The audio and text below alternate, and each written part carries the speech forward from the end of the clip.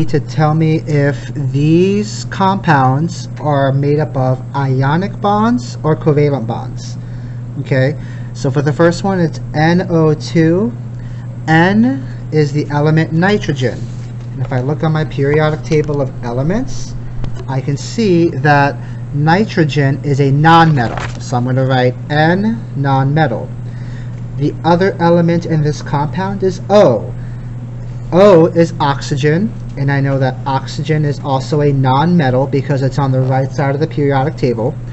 When you have a bond between a nonmetal and a nonmetal, it forms a covalent bond, and the valence electrons are shared. Okay, so let's do this one together. NaCl, I need to break that apart. How do I break this apart? Every time you see a capital letter, that tells you it is a new element. Okay, so let's look at this one.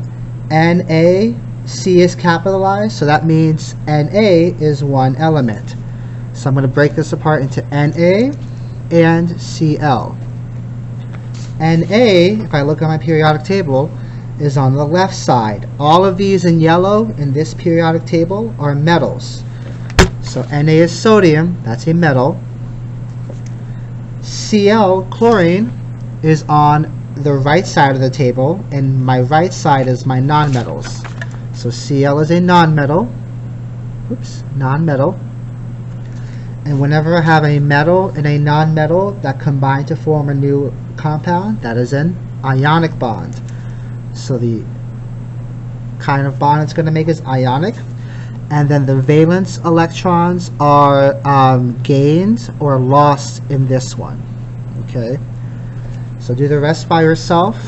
Break each compound into their elements. Tell me if it's a metal or non-metal, and then tell me if it's the bond is ionic or covalent, and if the electrons, the valence electrons, are being shared, or if the valence electrons are being lost and gained in an ionic bond.